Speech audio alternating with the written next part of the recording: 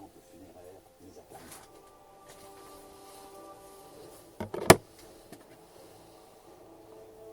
Amenophis s'apprête à célébrer la fête d'Opet en l'honneur du dieu Amon.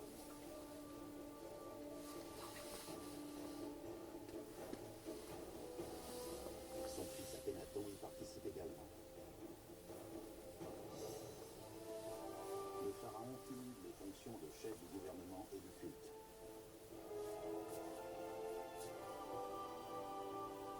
Un jour, Akhenaton lui succédera à la fête d'Opet.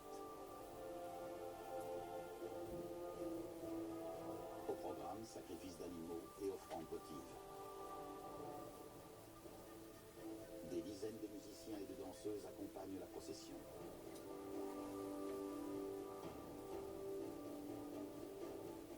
Un cortège de prêtres porte le dieu Amon caché dans une barque à travers la foule.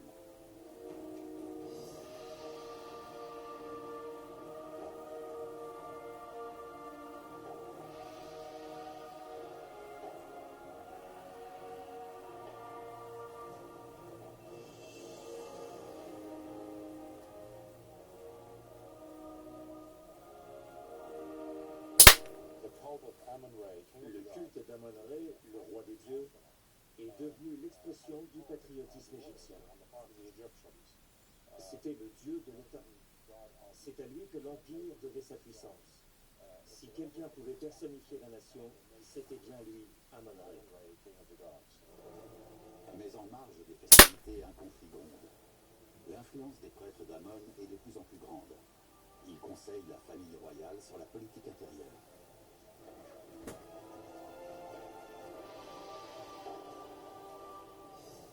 Amenophis s'interroge. Qui institue la religion? Qui contrôle les finances? Qui détient le pouvoir? Les prêtres ou lui?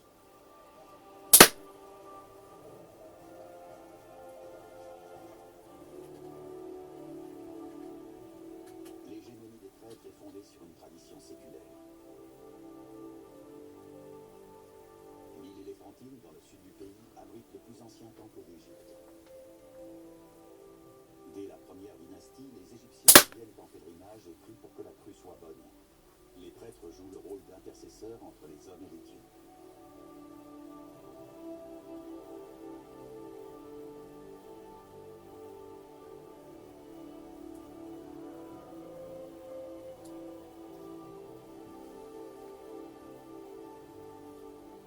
Au fil des siècles, de nombreux temples sont érigés sur les berges du Nil. Ils sont tous administrés par les prêtres.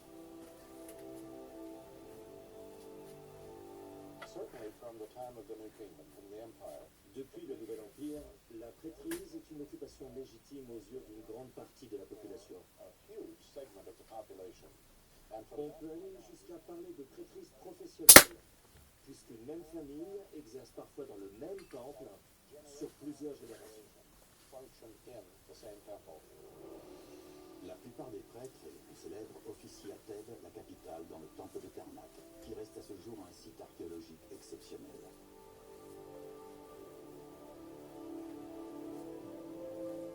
À l'époque du Nouvel Empire, des milliers de prêtres vivent ici.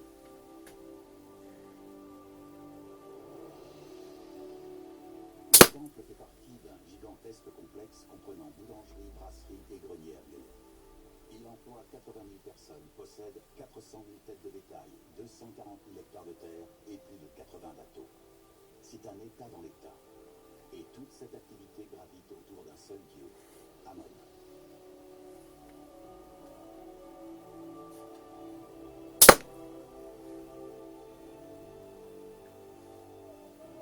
Pour le peuple égyptien, la fête d'Opet est une des rares occasions d'approcher le dieu qui, en temps normal, vit reclus dans l'obscurité du temple.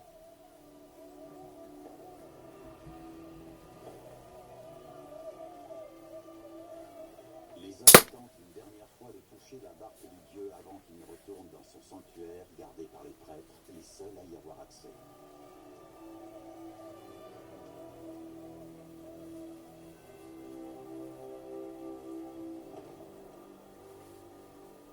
Pour obtenir les faveurs du dieu, les Égyptiens lui apportent des offrandes. Les temples en dressent la liste exhaustive. Des centaines de cruches de bière et de vin, des volailles, de la viande, de l'huile, des céréales et de l'encens.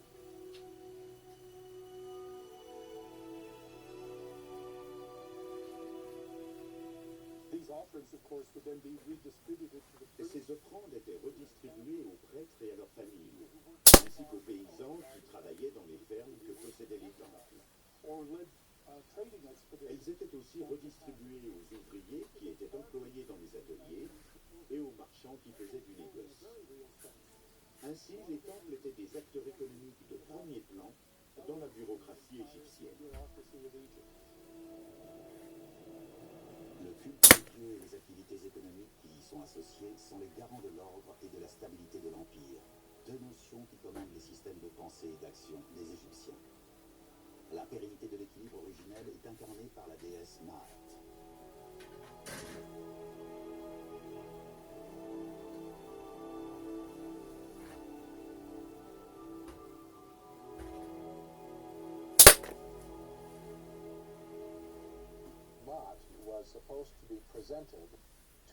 Maat était présenté aux dieux chaque matin à son réveil, sous la forme d'une statuette représentant une jeune femme assise, coiffée d'une plume. Ce rituel était destiné à prouver que les forces du chaos n'avaient pas triomphé durant la nuit et que l'ordre universel régnait toujours. Un nouveau jour commence. Les prêtres participent au maintien de cet ordre universel en accomplissant chaque jour des rituels précis. Car si les dieux venaient à mourir, le chaos s'abattrait sur l'Égypte. D'où les offrandes quotidiennes qui sont aussi une manne pour les prêtres.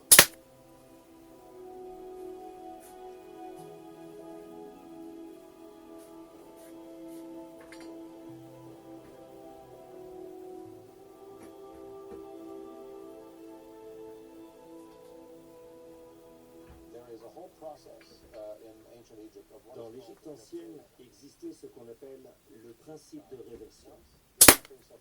Une fois les offrandes présentées aux dieux, et une fois ceux-ci satisfaits, elles étaient partagées entre les prêtres en guise de salaire. Chacun percevait un certain pourcentage, par exemple, 1/64e de toutes les offrandes données au temple. La part qui leur revenait était définie par contrat.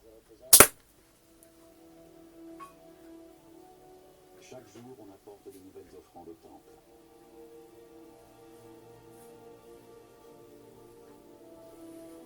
De l'encens et de la nourriture, mais aussi de l'or. Des richesses que les prêtres ne partagent pas avec Amenophis, qui en aurait pourtant besoin pour mener à bien ses ambitieux projets.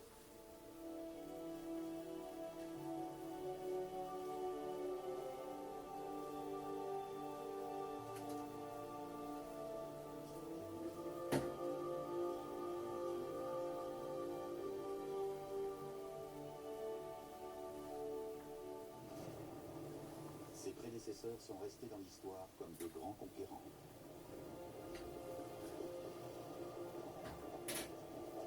Ils ont pacifié l'Égypte, livré des batailles épiques en valeureux combattants.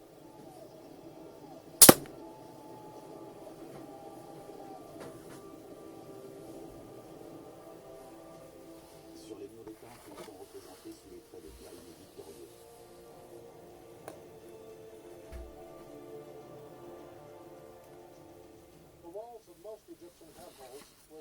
Les murs des temples